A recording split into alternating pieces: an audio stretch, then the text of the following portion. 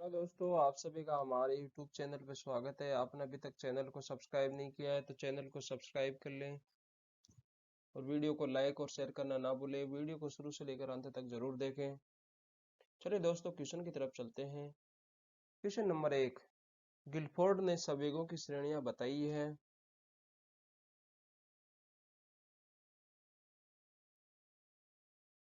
Guilford ने संवेगों की श्रेणियां 3 बताई है।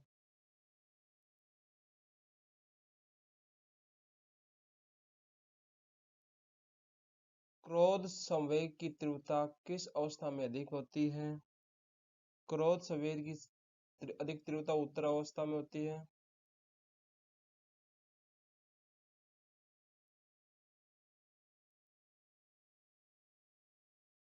कौन सा संवेग का लक्ष्य नहीं है? हंसना।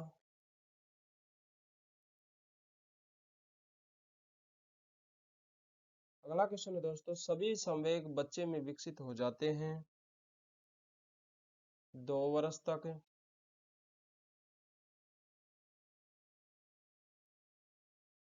बालक में सर्वप्रथम भय, क्रोध तथा प्रेम के संवेग विकसित होते हैं।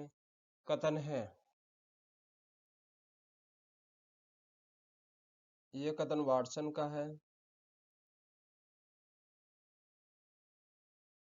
संवेगों की छिपाने या छद्म रूप से अभिव्यक्त करने की प्रवृत्ति विकसित होती है किशोरावस्था में।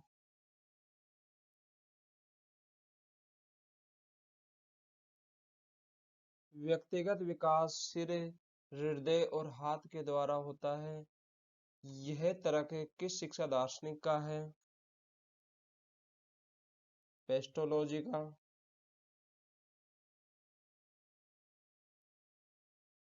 निम्न में से कौन सी अवस्था चरमावस्था कही जाती है? किशोरावस्था।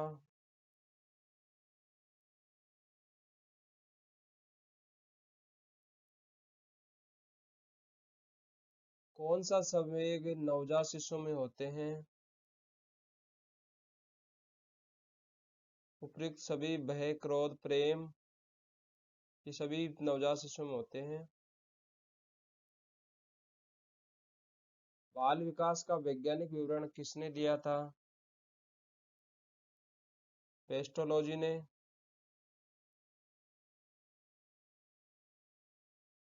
बालक की कौन सी अवस्था को स्वर्ण अवस्था कहा जाता है?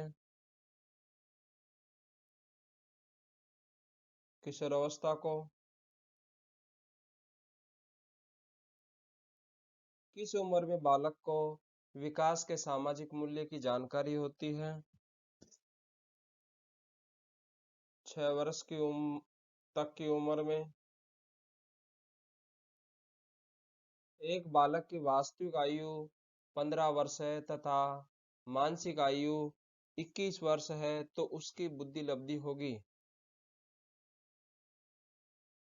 उसकी बुद्धि लब्धि 140 होगी।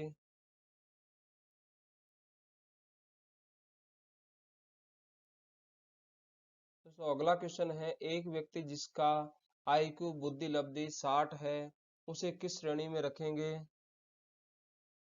उसे अल्प बुद्धि में श्रेणी में रखेंगे।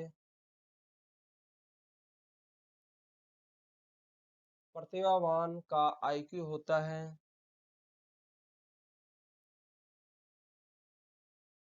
140 से ऊपर। समान जुड़वा बालकों में सहसंबंध गुणांक का मान होगा 0.90। अगला क्वेश्चन है दोस्तों, सफलता से ही सफलता मिलती है, यह कथन किस अधिगम नियम से संबंधित है?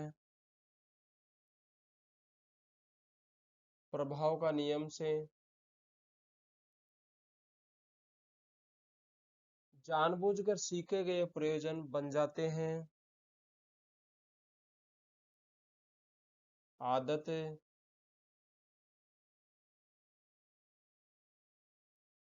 विकास की दिशा है विकास की दिशा सिर से पैर की ओर तथा समीप से दूर की ओर होती है। विकास का ग्राफ किस रूप का होता है? विकास का ग्राफ सर्पिलाकार होता है।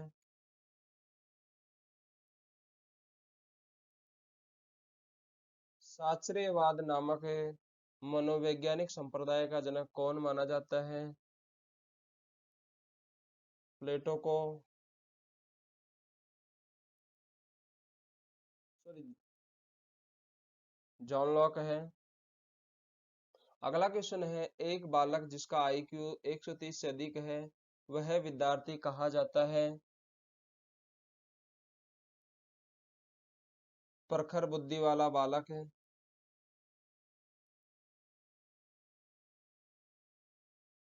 किसने बुद्धि परीक्षण स्केल का निर्माण किया? बिने व साइमन दोनों ने किया है।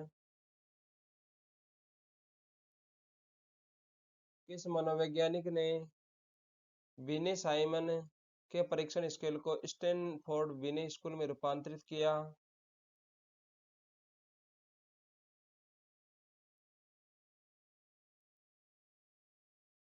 टर्मन ने।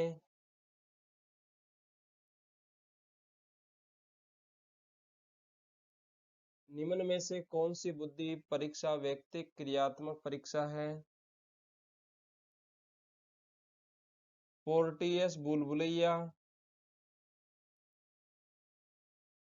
अमूर्त वस्तुओं के विषय में सोचने की योग्यता ही बुद्धि है, यह कथन है।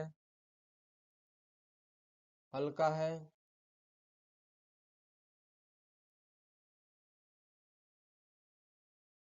परीक्षण की दृष्टि से रोरसा का स्याही के धब्बों वाला परीक्षण है। व्यक्तिक और सामूहिक दोनों।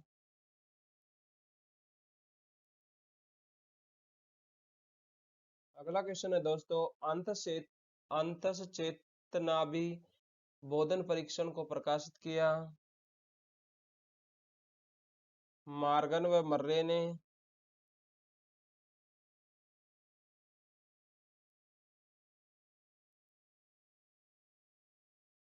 अगला क्वेश्चन है दोस्तों, अंतस चेतनाभि बोधन परीक्षण में कितने कार्ड होते हैं?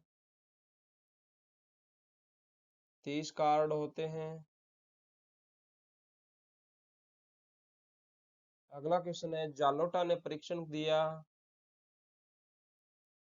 जालोटा ने सामूहिक बुद्धि परीक्षण दिया।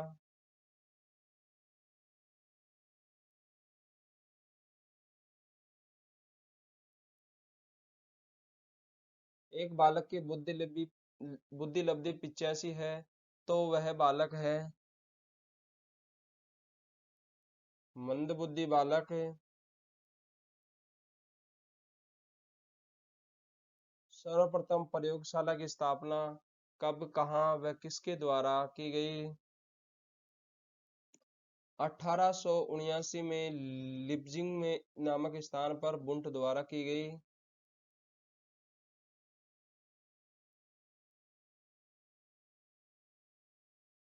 अगला क्वेश्चन है दोस्तों, कौन सी सर्जनात्मक बालक की विशेषता है? उपरोक्त सभी हैं। यानी सर्जनात्मक बालक अपने गुणों व दोषों से परिचित होता है। सर्जनात्मक बालक अत्यंत जिज्ञासु होता है। सर्जनात्मक बालक के कार्य नवीनता तथा मौलिकता पूर्ण होते हैं। तो 1 2 3 4 सभी सही हैं।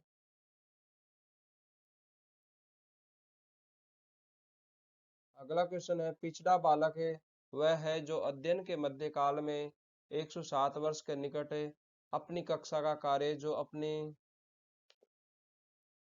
7 वर्ष के निकट अपनी कक्षा कार्य जो उसकी आयु के अनुसार सामान्य है करने में असमर्थ रहता है, कथन है। ये कथन ब्रट का है।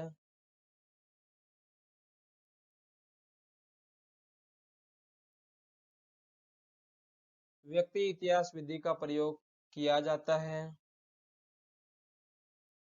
समस्यात्मक बच्चों पर, मानसिक रूप से विकलांग बच्चों पर और विशिष्ट बच्चों पर। उपयुक्त सभी सही है।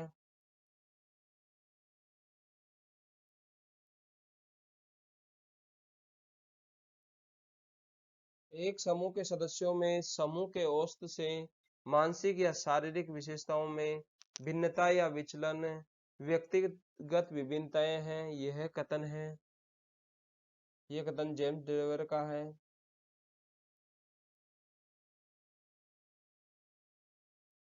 व्यक्तिगत विभिन्नताओं के विषय में सर्वप्रथम अध्ययन करने वाला मनोवैज्ञानिक था, गाल्टन था।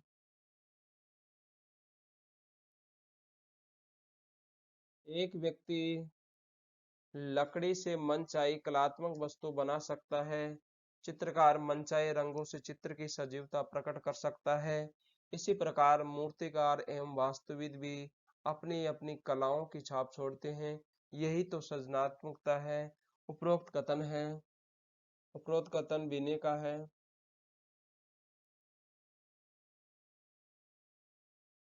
अभिप्रेरणा अधिगम का स्रोत कृष्ट राजमार्ग है। परिभाषा दी, बीएफ स्किनर की यह परिभाषा है। अभिप्रेरणा कोई विशेष आंतरिक कारक या दशा है जिसमें क्रिया को आरंभ करने तथा उसे सतत बनाए रखने की प्रवृत्ति होती है। परिभाषा दी है, ये परिभाषा गिलफोर्ड ने दी है।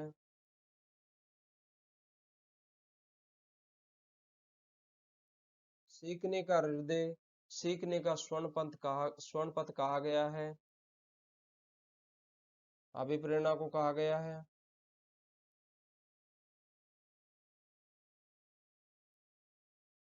कोई अरुचिकर कार्य को कराने के लिए अध्यापक किस तरह से छात्रों को प्रेरित कर सकता है? समय समय पर प्रगति से अवगत कराकर प्रेरित कर सकता है।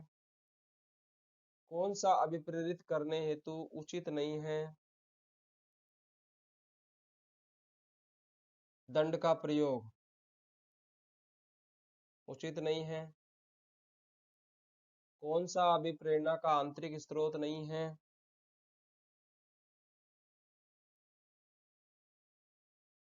प्रतिद्वंदिता अभिप्रेरणा का आंतरिक स्रोत नहीं है। कौन सा अभिप्रेरणा का बाह्य स्वरूप नहीं है? आवश्यकताएं नहीं है। अगला क्वेश्चन है दोस्तों, थॉमसन ने अभिप्रेरणा के स्रोतों को कितने वर्गों में रखा है? 2 वर्गों में रखा है।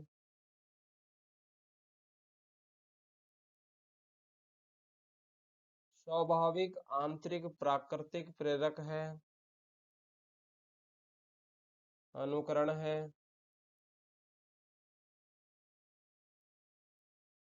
अगला क्वेश्चन है, अधिगम का मुख्य चालक है। अधिगम का मुख्य चालक अभिप्रेरणा है।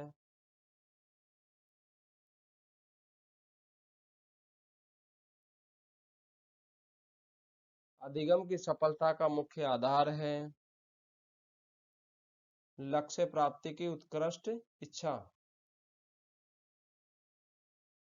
प्राकृतिक प्रेरक है, प्राकृतिक प्रेरक काम है।